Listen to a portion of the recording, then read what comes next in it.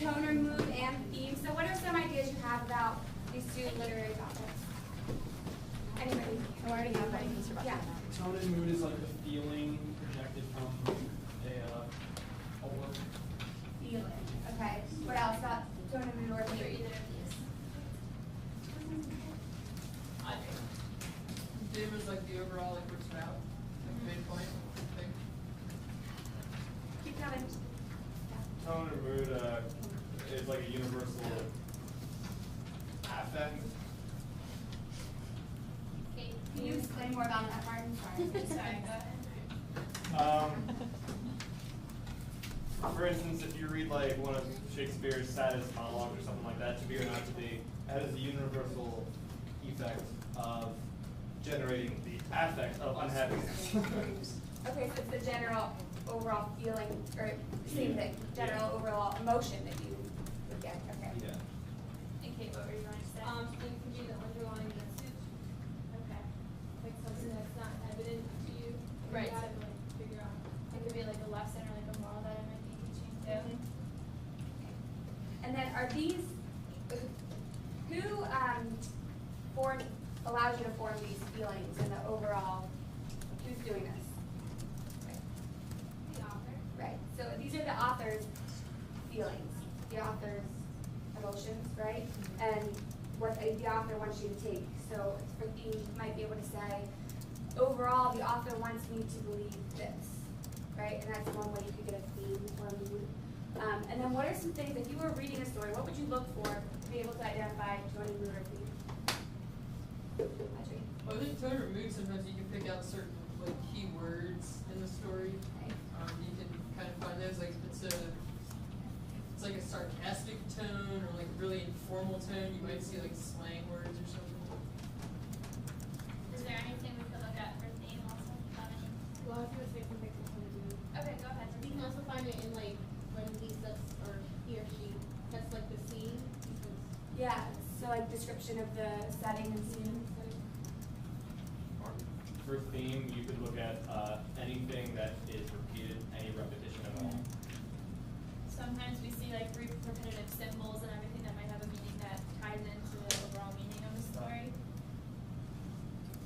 And I might add that another key thing you would look for are adjectives. Adjectives are a really strong indicator of tone or mood.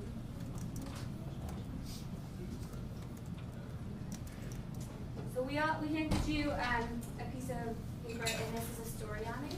Okay. And I'm going to tell you about this. So what we're gonna have everyone do is we want you to first individually take the story and read it silently to yourself. But while you're reading, if you can get out a pencil, pen, highlighter, anything you want to use to try to keep these points that we just put up on the board, keep these points in mind as you're going through the story to try to pull out what represents the tone, the mood, and the theme of the Little Briar Rose story that you're going to read. So you just want to take a few minutes to read over that a while and just keep in mind everything that we talked about.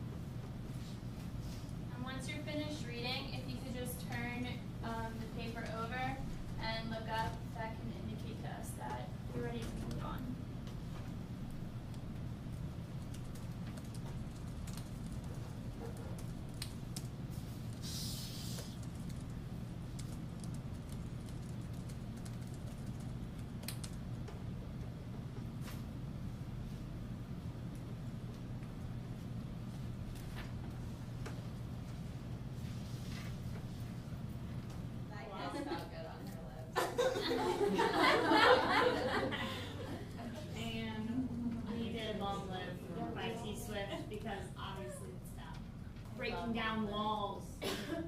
This was breaking down shelves, but yeah. So, Alright, so basically what we just did was, we unlocked text for modern readers. So that was part of the book that we had to read, was kind of about how to bring, like, how to read the extended text and get more of that mood and tone and theme across to you guys. So obviously, instead of just reading the boring old story and being done with it, looking at different songs that kind of helped understand the theme a little bit better was a lot more interesting and more fun. Hopefully. And this particular activity in the book was meant for extended novels. So one of the challenges presented was, in a long novel, how do you get students to get past just the characters, memorizing the characters and memorizing the plot of the story, and how do you get them to focus on those bigger issues, the tone, the mood, the theme. So as they said in the chapter, you can apply this activity to that extended text, and it works really well, but of course for time's sake we use a shorter story. That's how this played out. So thank you all for participating.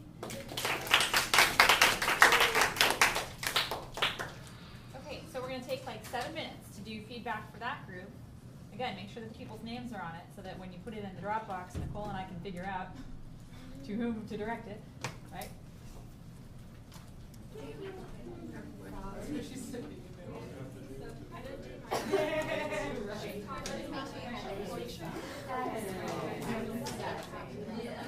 Where is this? I was in the last room. My